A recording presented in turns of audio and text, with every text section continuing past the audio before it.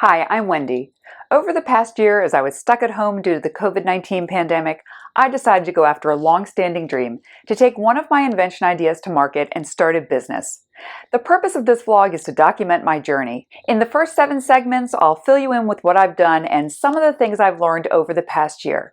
But I have to warn you, I'm still trying to get one of my inventions to market. This has been a long journey and it's still going. In fact, some days it feels more like a saga. Each week, I'll give you an update with what I've accomplished, or not, over the past 7 days.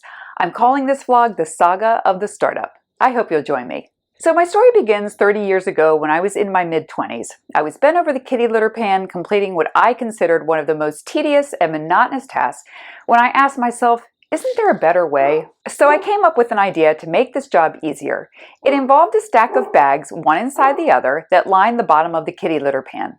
When the litter needed to be changed, you would lift the top bag.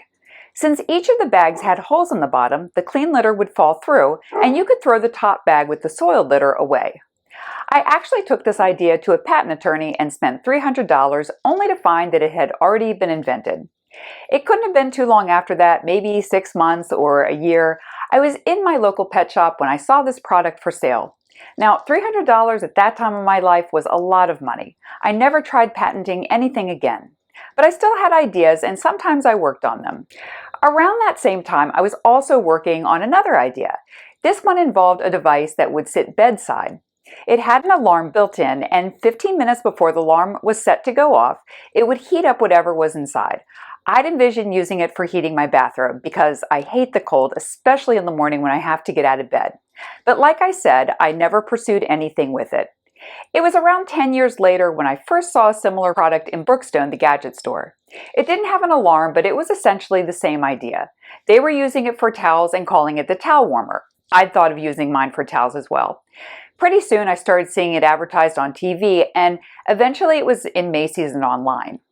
There was one Christmas where I was seeing it every time I turned around, and I wondered what would have happened if I'd pursued it back in my 20s. But I ended up getting a new job at that time, moving, and basically got busy with life.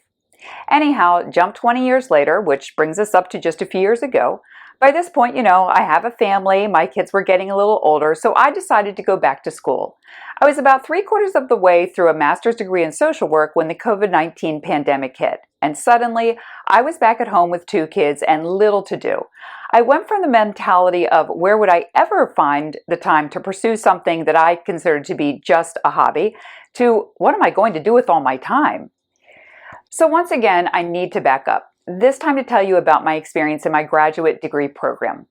I can honestly say that I was fascinated by what I was learning in the field of social work. However, I participated in one full internship and half of another before the pandemic, and to be honest, even though I want to help people, which is why I was pursuing my degree in the first place, I can't really say that I enjoyed my experience performing social work. At this point, I still do want to help people, but I've realized I'm going to have to do that in a different way. If you want to hear more about how I came up with my next idea for an invention, I hope you'll join me in my second segment of the Saga of the Startup. Bye!